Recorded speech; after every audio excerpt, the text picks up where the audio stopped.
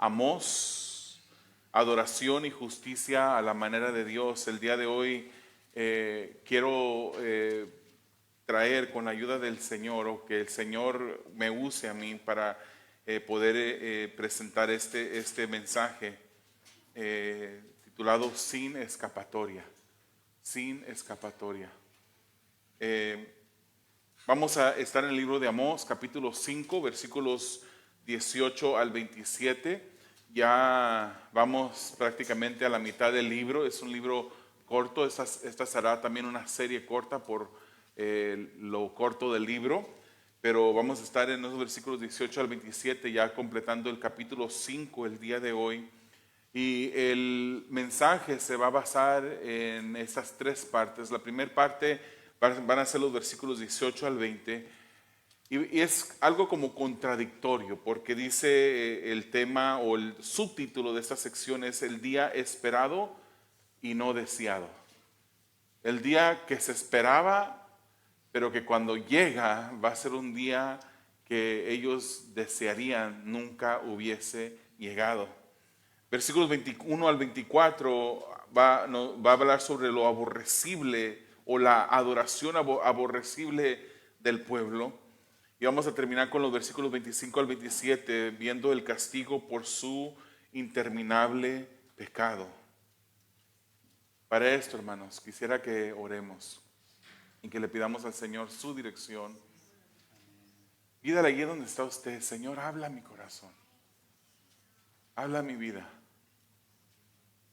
Que no salgamos de este lugar de la misma manera como entramos, sino que podamos salir confrontados con un nuevo reto, con nuevas metas en nuestras vidas, de honrar al Señor de una manera como Él se lo merece. Dios eterno, delante de ti estamos. Tú eres Dios. Tú eres Dios grande y temible. Ciertamente, Señor, tienes esas características que tanto ama a la gente, esas características de amor, de compasión. Eres un Dios bondadoso, lleno de misericordia y gracia. Señor, pero debemos de amar la totalidad de quien tú eres. Y eres también ese Dios de justicia, Dios justo, que actúa en justicia. Habla nuestras vidas, Señor.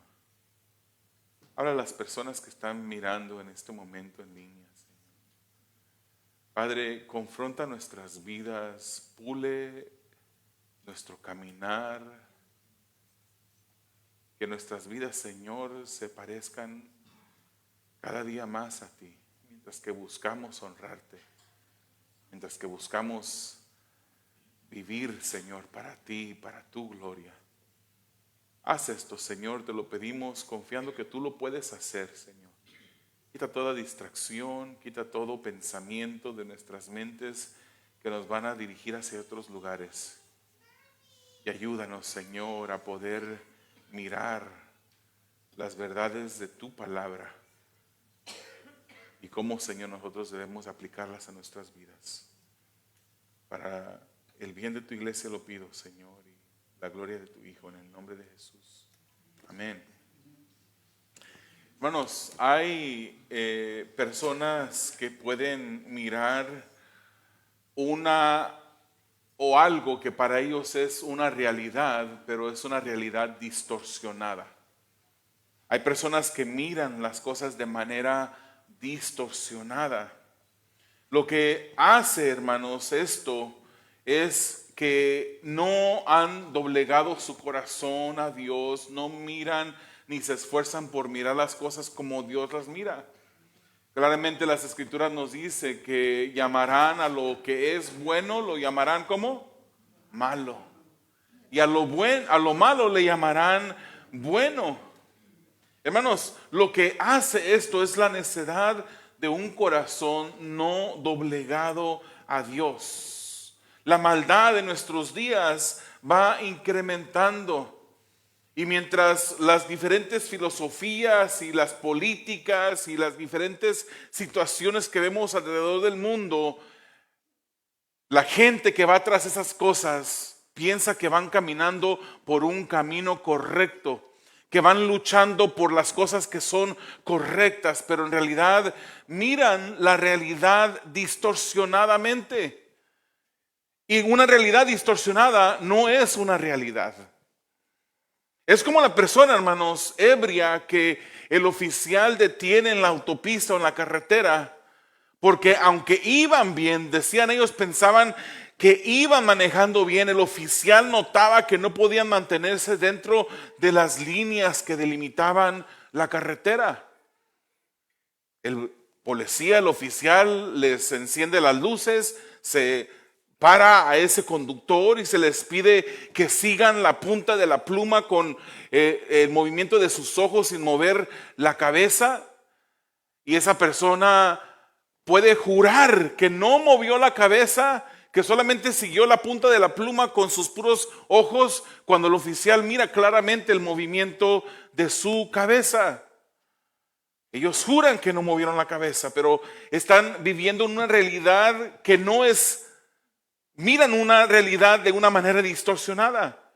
Se les pide que sostengan un pie en el aire mientras cuentan, pero su desequilibrio es notorio para el oficial, pero no para ellos. Ellos dicen, me mantuve con el pie para arriba, me mantuve balanceado. Se les dice que caminen en una línea recta, en una cierta cantidad de pasos. Se les da el número de pasos que deben de tomar, y que un pie, la punta de un pie la pongan en la parte, conectado con la parte de atrás del pie, del talón.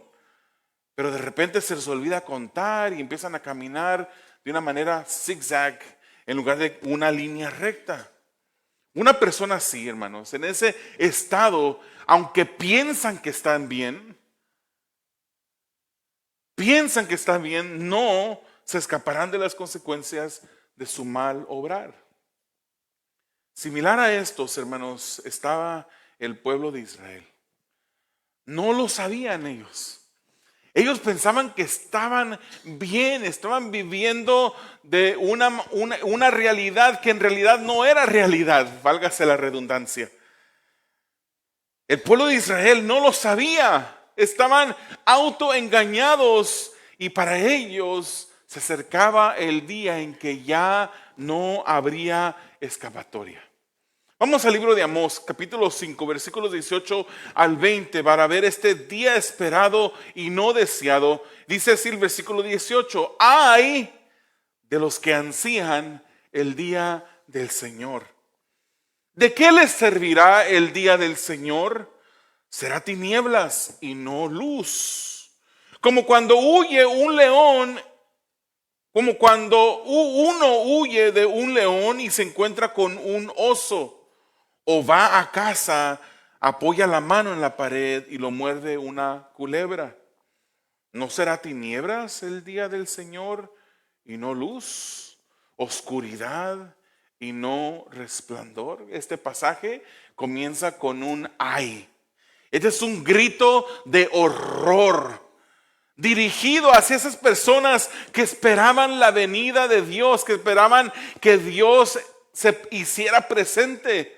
Esperaban ese gran día del Señor porque pensaban que cuando el Señor llegara estarían del lado correcto, que estarían con el grupo correcto, el grupo que recibiría justicia, pero no dirigida en contra de ellos, sino a favor de ellos. El día que esperaba el pueblo sería una realidad, un día que en realidad no sería deseado, no sería ni será provechoso el día del Señor para Israel. En vez de luz solo encontraban ellos tinieblas.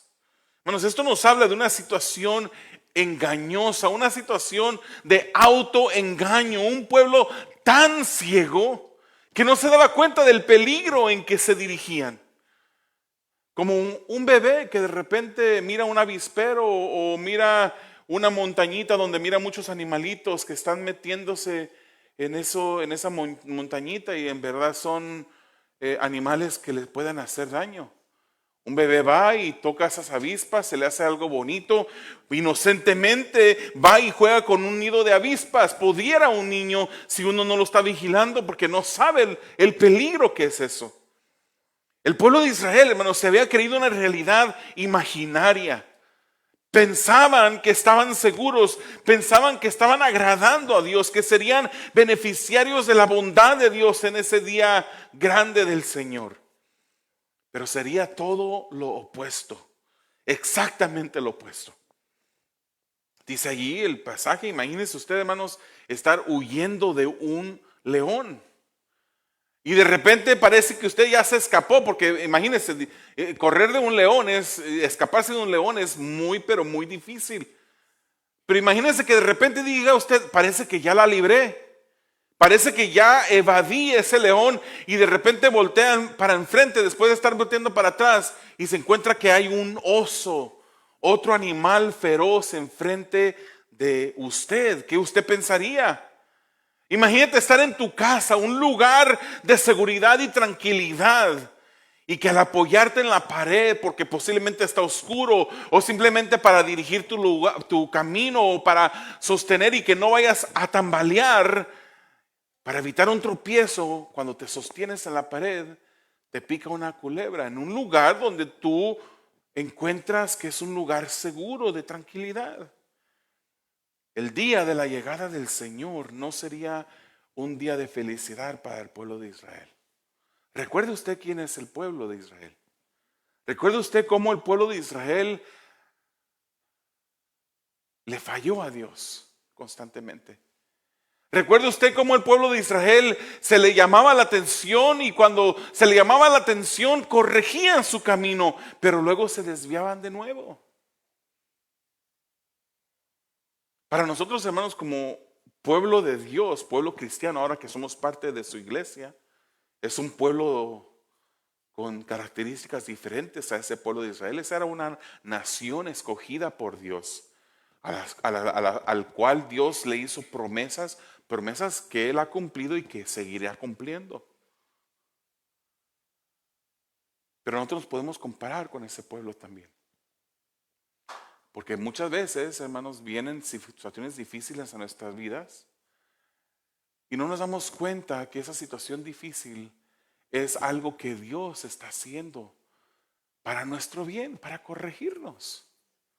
En los momentos más difíciles de nuestra vida es cuando más oramos, es cuando más ayunamos, es cuando más conexión tenemos con Dios, caminamos a su lado. Pero luego se soluciona esa situación negativa o difícil y nos volvemos al status quo, viviendo de la misma manera como vivíamos antes. Si hemos de ser sinceros, hermanos, creo que todos nosotros podemos decir, amén, así me ha pasado a mí. Y a mí me ha pasado eso, hermanos.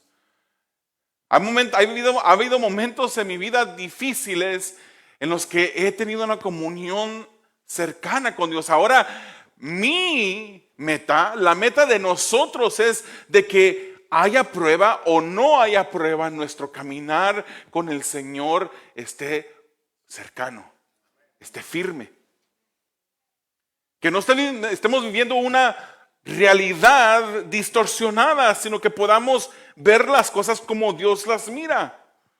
El día de la llegada del Señor no sería un día de felicidad, sino un día de terrible tristeza. No sería un día de luz, sino de oscuridad completa.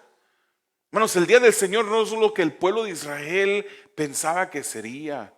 Ellos le habían fallado una vez tras vez. Tenían las escrituras que podían ver los relatos de cómo sus antepasados le habían fallado y cómo Dios había corregido a sus antepasados por haberle fallado. Pero ellos ignoraban eso. No vivían una realidad como Dios la miraba. Israel no sabía lo que se avecinaba. Su situación espiritual era peor de lo que pensaban y por lo tanto el castigo de Dios era seguro. No habría escapatoria para ellos. No se iban a poder escapar. Y la pregunta para nosotros, hermanos, al ver este pueblo que estaba viviendo esta realidad distorsionada. ¿Estamos nosotros viviendo una realidad distorsionada? ¿Cómo está nuestro caminar espiritual? ¿Cómo está nuestra condición espiritual? Si el médico, que es Jesucristo, estuviese en este día abriendo consultas y uno se metiera a el cuarto de consultas con él y él nos examinara, ¿qué estado de salud nos daría? ¿Cómo está nuestro caminar? Algunos caminan pensando que agradan a Dios, que su caminar está bien, piensan que lo agradan, pero en realidad le están ofendiendo con su caminar. Piensan que de Dios recibirán gracia, bondad, misericordia y benevolencia, pero recibirán exactamente lo opuesto.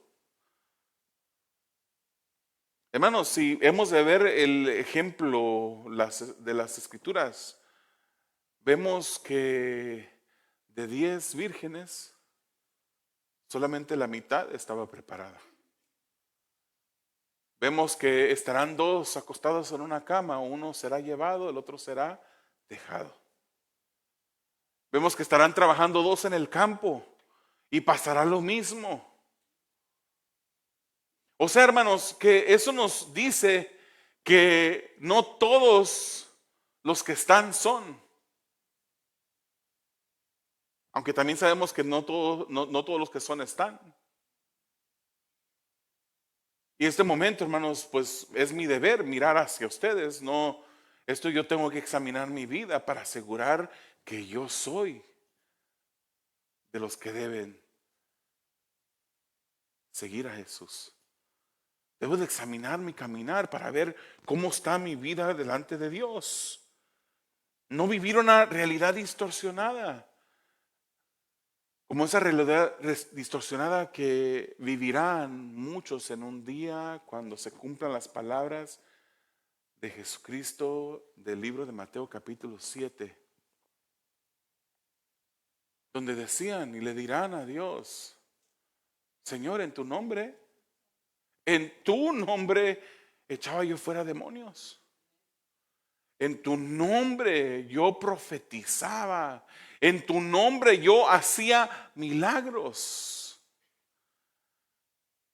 Y ellos esperando que Dios les diga: bueno, pues como lo hacías en mi nombre, pues ahora sí, tienes lugar aquí en el cielo. Tengo un lugar en el cielo para ti. Pero no será de esa manera.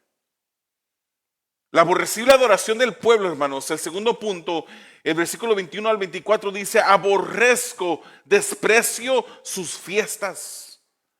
Tampoco me agradan sus asambleas solemnes.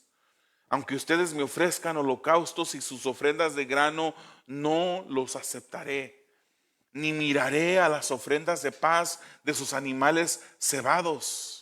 Aparten de mí el ruido de sus cánticos, pues no escucharé ni siquiera la música de sus arpas. Pero corra el juicio como las aguas y la justicia como una corriente inagotable. El pueblo de Israel sabía ser un pueblo de religión. Era un pueblo religioso. Era un pueblo que seguía costumbres, un pueblo que conocía los ritos que se debían de hacer, pero ser religioso no significa tener una correcta relación con Dios. El pueblo no adoraba genuinamente a Dios. Su adoración a Dios era una adoración falsa que Dios la miraba y la detestaba, la aborrecía. Dios dice: aborrezco. Esa palabra, hermanos, es una palabra fuerte. Él dice: aborrezco esas cosas que ustedes traen para mí. Él desprecia los actos religiosos, sus cultos de adoración, sus holocaustos, hermanos. El holocausto era una ofrenda sacrificial que era quemada totalmente en el fuego del altar. Y estos holocaustos, hermanos, eran un símbolo de adoración a Dios. Cuando se llevaba un carnero, cuando se llevaba un animal, se quemaba en el altar hasta quemarse completamente. Y esto no solamente era un símbolo de adoración a Dios, sino también era un acto de expiación, en la cual el pueblo usaba de este acto para cubrir sus pecados, para que Dios cubriera sus pecados. Este holocausto también significaba consagración, significaba dedicación total a Dios. Esto es lo que los holocaustos significaban. El pueblo seguía haciendo lo que había aprendido a hacer, pero el corazón ya no estaba en ese acto. Ya el Dios que ellos, al cual le ofrecían esos holocaustos, no lo servían en realidad. No eran ofrecidos de corazón y Dios los rechazaba. El pasaje menciona también ofrendas de grano o de cereal. Estos, hermanos, eran sacrificios voluntarios presentados a Dios. Podía ser harina, podía ser aceite, incienso.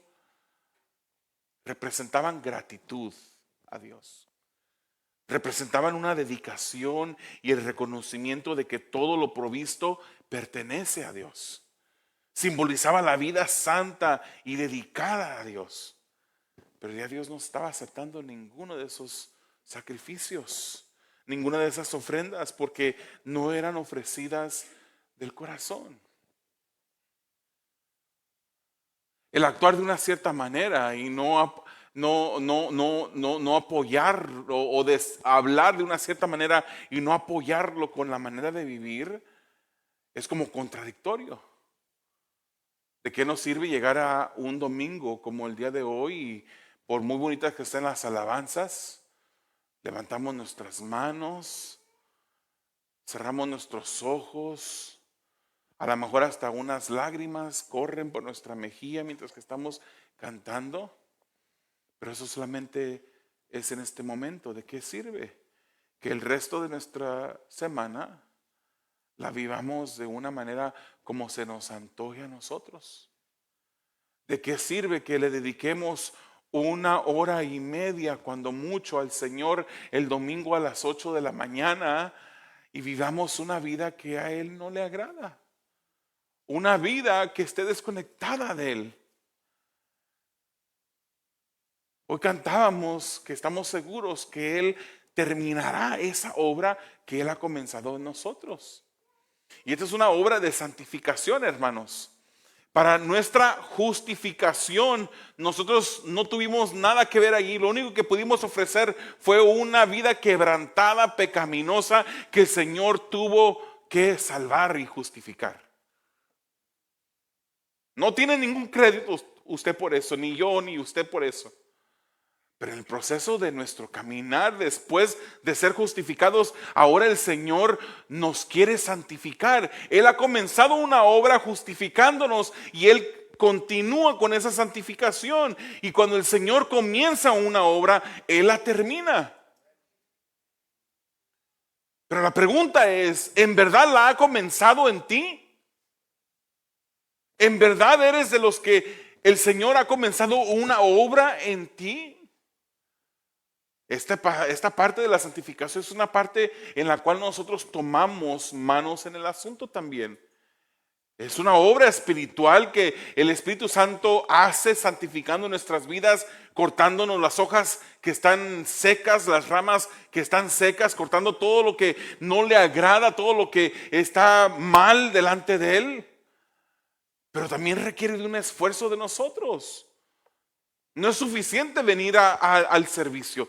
El que viene al servicio y vive el resto de la semana como quiera vivir, sin conexión a Dios, sin orar, sin leer las escrituras, sin practicar diferentes disciplinas espirituales que el Señor nos ha provisto, está viviendo una vida religiosa.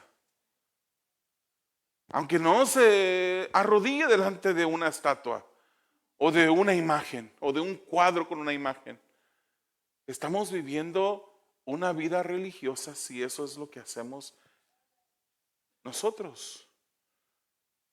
Necesitamos una conexión con Dios.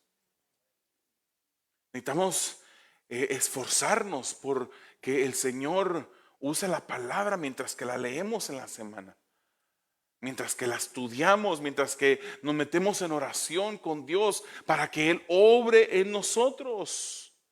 Estas ofrendas de paz, sus animales cebados, eran ofrendas de comunión o de paz pero Dios no estaba en paz con el pueblo. Y los cantos que dirigían a Dios simplemente eran ruido para Él. Pregúntate, ¿este día has cantado al Señor? ¿Eso que has cantado ha sido un ruido para Él o ha sido un deleite para Él escuchar eso? Eso no me pertenece a mí determinarlo sobre tu vida, ni te pertenece a ti determinar eso sobre la persona que está a tu lado o del otro lado del cuarto. Nos pertenece a nosotros examinarnos.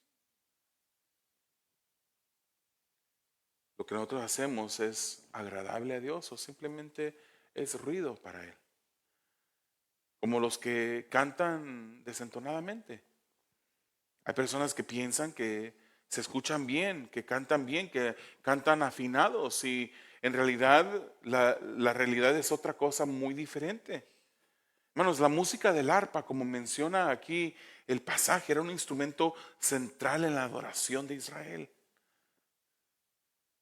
Era un instrumento en la cual se usaba para adorar a Dios. Fue David el que tocaba esa arpa cuando Saúl era atormentado, y por medio de esa música, de esa arpa, Saúl recibía sosiego. Pero Dios iba a ignorar todo eso.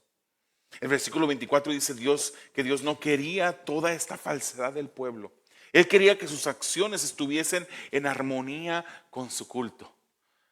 Que cuando le alabamos a Dios y le decimos: Señor, tú eres mi Dios, tú eres mi Señor, que no seamos como esos de Mateo 7 que dicen Señor, Señor, porque no todo el que dice Señor, Señor entrará en el reino de los cielos. Nuestro vivir, hermanos, y obviamente no estoy abogando, nunca abogaría por una salvación que uno logra por obras. Claro que no. La salvación es puramente por fe, la gracia de Dios que nos concedió esa fe para creer en su Hijo Jesús, que nos salva. Pero en nuestra vida tiene que haber una unidad, tiene que ir en acorde con lo que decimos ser. Dios no quería esa falsedad del pueblo, Él quería que sus acciones estuviesen en armonía con su culto. Dios quería más bien que trataran con justicia a las personas, que fueran justas como Él. Eso es lo que dice el versículo 24. Más bien quiero lo que ahora falta dentro de ustedes, dice Dios. Dice el versículo 24: pero corra el juicio como las aguas y la justicia como una corriente inagotable. A ustedes les falta justicia. Ustedes dicen que me adoran a mí, que yo soy el Dios de este pueblo, pero yo soy un Dios de justicia, y la justicia falta en medio de ustedes. Israel no sabía lo que se avecinaba. Su situación espiritual era peor de lo que ellos pensaban. Y eso me recuerda a lo que dice el pastor Miguel Núñez. Dice que nosotros somos más malos de lo que pensamos y no tan buenos como creemos. Hermanos, examinemos nuestras vidas. El religioso se mira de una manera recta, como que está bien, y mira a las demás personas que andan mal. Pero el verdadero hijo de Dios no mira a las demás personas, se mira a sí mismo. Dios detesta las celebraciones religiosas huecas y vanas. Dios aborrece la falsedad de manos que se levantan para adorarle y luego levantan el puñal para atacar la espada del hermano. Dios aborrece la falsedad de los que viven una apariencia de piedad, pero constantemente maquinan el mal, abriendo la boca para decir cosas que ofenden a los hermanos. Otra cosa que dice el pastor Miguel Núñez es que hay personas que saben definir muy bien el evangelio, pero sus vidas no han sido definidas por el evangelio. Hay personas que saben definir el evangelio.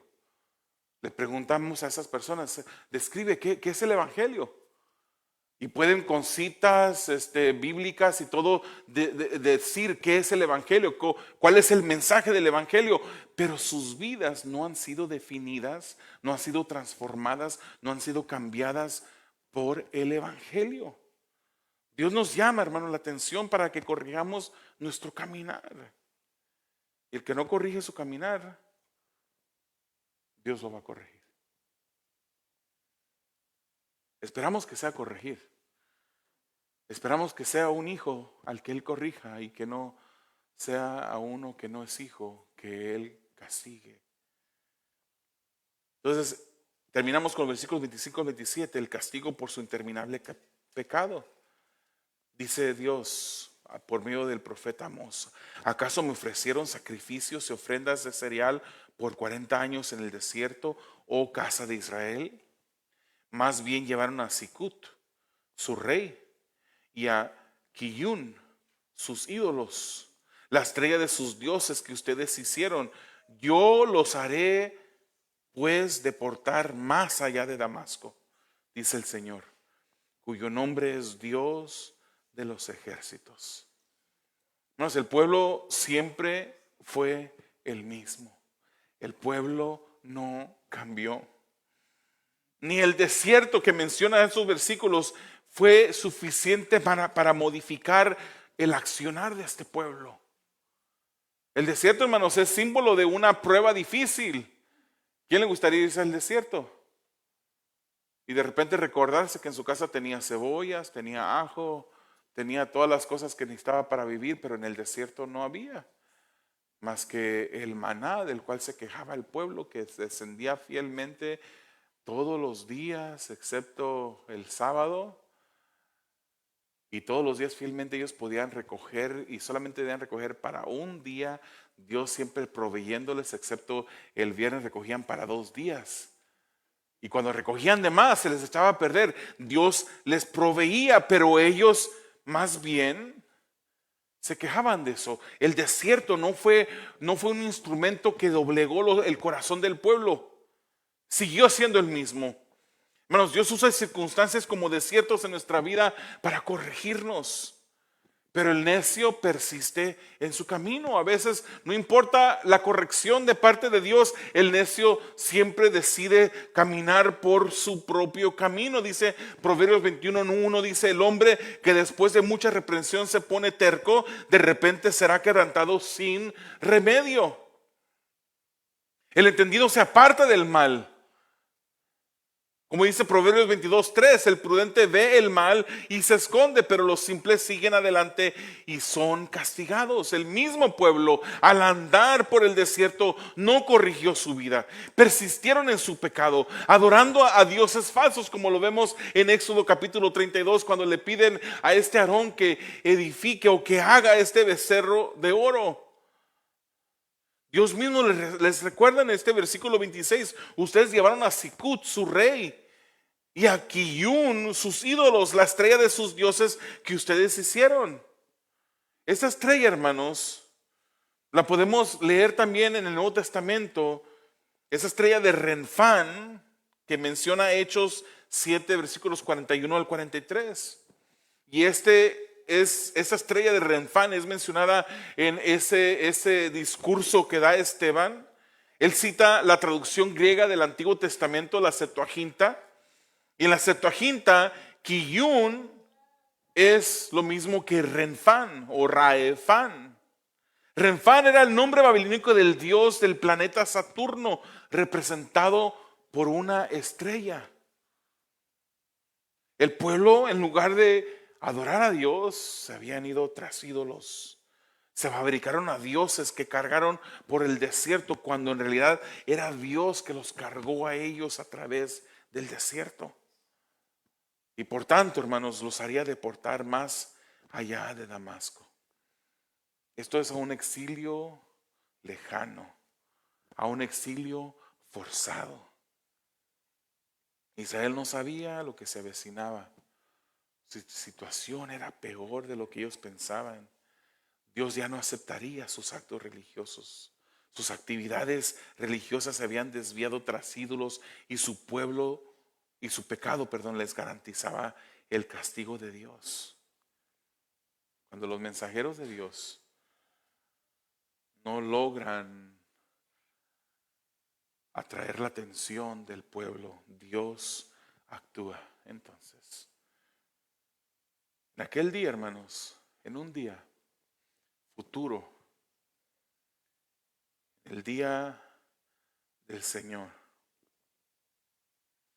juzgará Dios todo pecado y castigará toda injusticia.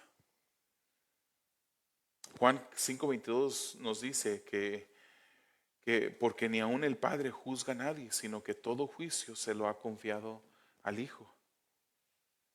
Un día Dios castigará toda injusticia, y rechazar a Jesús es injusticia. Antes Jesús, cuando vino a este mundo, podemos ver que dice las Escrituras que si alguno oye mis palabras y no las guarda, yo no lo juzgo, porque no vine a juzgar al mundo, sino a salvar al mundo. Ese fue el antes de Jesús. Pero el después de Jesús lo podemos ver en 2 Timoteo 4:1, donde dice: en la presencia de Dios y de Cristo Jesús, que ha de juzgar a los vivos y a los muertos. Jesús vendrá y Él ejecutará juicio sobre aquellos que no han doblegado su corazón ante Él. Yo te pregunto en esta mañana, ¿cómo está tu caminar con el Señor? Preguntémonos a nosotros mismos, ¿cómo está nuestro caminar delante de Dios? Dios nos llama ahora a examinarnos antes de que llegue el accionar de Dios en el que Él nos corrija. No seamos tercos como los religiosos del tiempo de Esteban. Hechos 7:51 dice: ustedes son tercos e incircuncisos de corazón y de oídos, resisten siempre al Espíritu Santo como hicieron sus padres, así hacen también ustedes. Ahí está hablando a un grupo de incrédulos, personas que no eran seguidores ni discípulos de Jesús. Posiblemente en este lugar hay personas que dicen: yo soy discípulo de Jesús, pero en realidad no son. Debes examinar tu relación con Dios. Mientras que hay vida, hay esperanza. Pero un día llegará cuando ya no habrá ninguna alternativa. Ya no habrá escapatoria. Hermanos, nosotros debemos de examinar nuestras vidas y de ver qué pecados hay en nosotros y rogarle al Señor. No podemos vivir nuestras vidas pensando que con los pecados en los cuales estamos involucrados le estamos agradando a Dios. No podemos. Ofendemos a Dios continuamente con nuestros pecados. Debemos de atacar el pecado.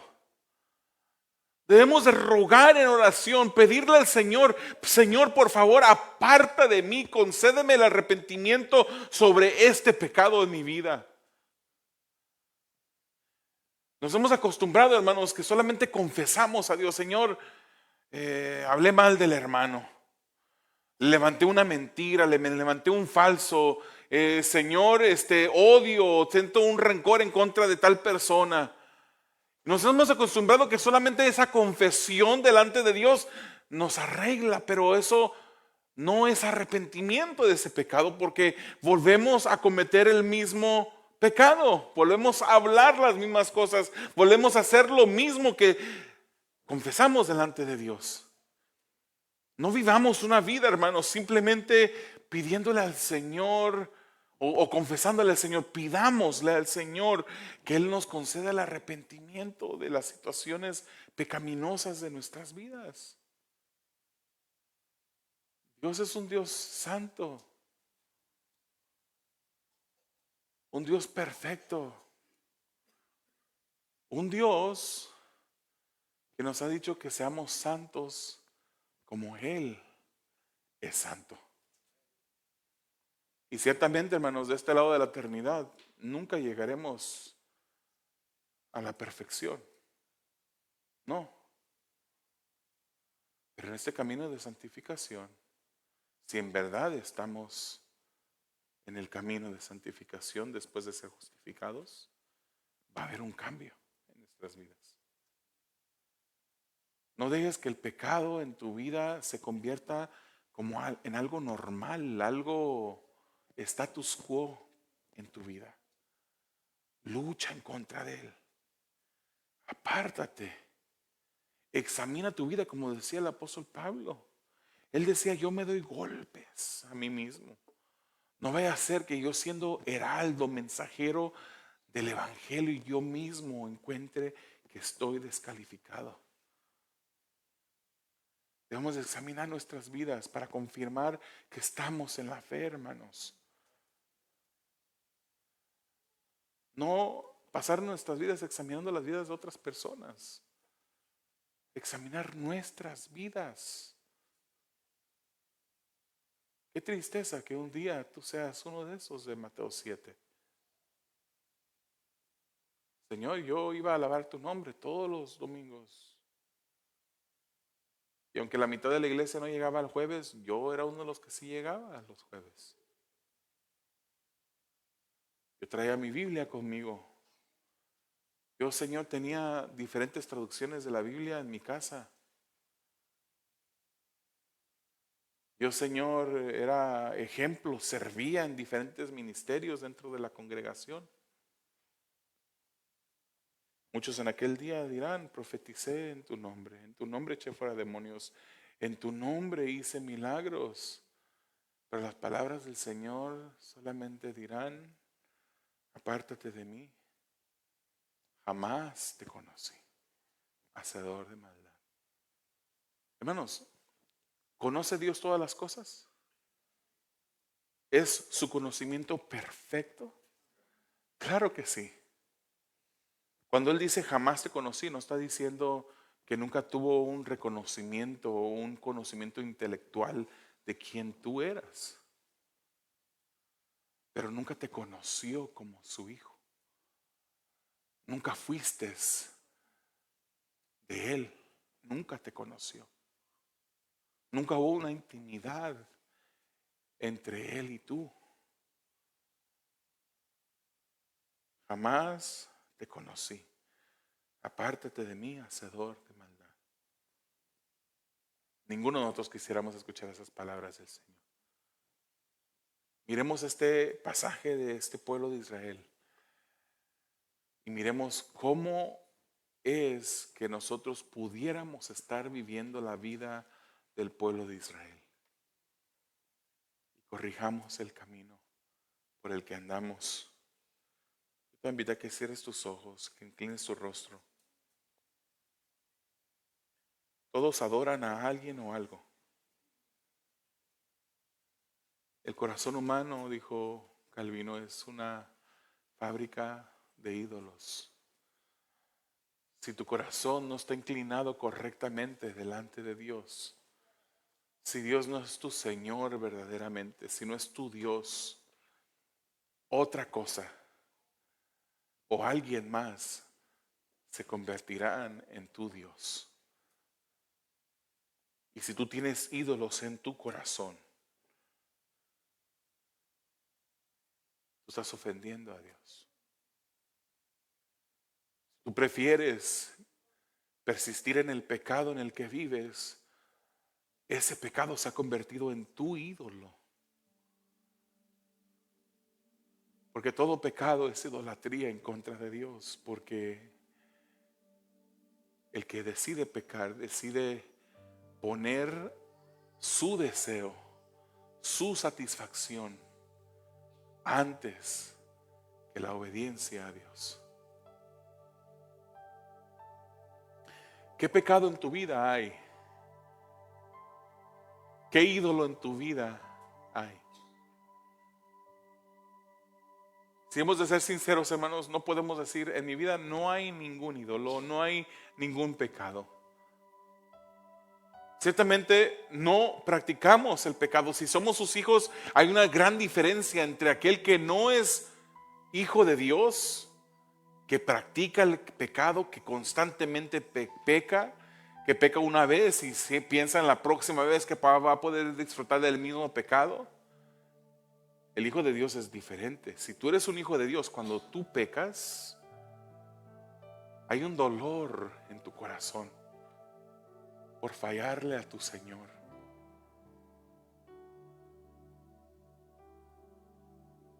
Quizás, hermano, estás perdiendo el enfoque. Estás perdiendo de vista la realidad en tu vida. Y estás viviendo una realidad distorsionada y has comenzado a creer que lo que tú haces, ese pecado en tu vida, no es tan grave. Pero toda desobediencia es grave delante de Dios. Es necesario, hermanos, que vengamos honestamente delante de Dios y confesemos. Y lo maravilloso de Dios es que Él no desprecia un corazón contrito y humillado. Un corazón que se doblega delante de Dios. Él no despreciará. Él está listo para extender su misericordia y su gracia sobre tu vida. Pídele a Él que te conceda el arrepentimiento de esas situaciones, esos pecados en tu vida. Amado Dios, te damos gracias por el consejo de tu palabra, Señor. Todos tenemos algo de que arrepentirnos.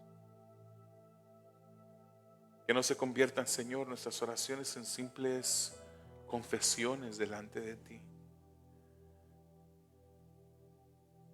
Señor, que tu Espíritu Santo santifique nuestras vidas por tu palabra. Que hagamos una decisión, Señor, metas en este día de honrarte, de servirte, de seguirte, de poder mirar, Señor, cada vez más claramente qué tan santo eres tú, Señor. Tú eres santo, santo, santo. Y todos, Señor, quedamos cortos delante de ti. Señor, si tú nos permitieras ver la totalidad de tu santidad, si tú nos permitieras comprender, creo que ese es el problema, Señor, que no hemos comprendido la santidad que hay en ti. No hemos comprendido, Señor, la esencia de tu santidad. No hemos valorado, Señor, el sacrificio que nos dio salvación. Ayúdanos, Señor, a honrarte cada día, Padre, de manera que te honre a ti, Señor. Ayúdanos, Señor, a vivir para ti. Solo tú lo puedes hacer, Señor.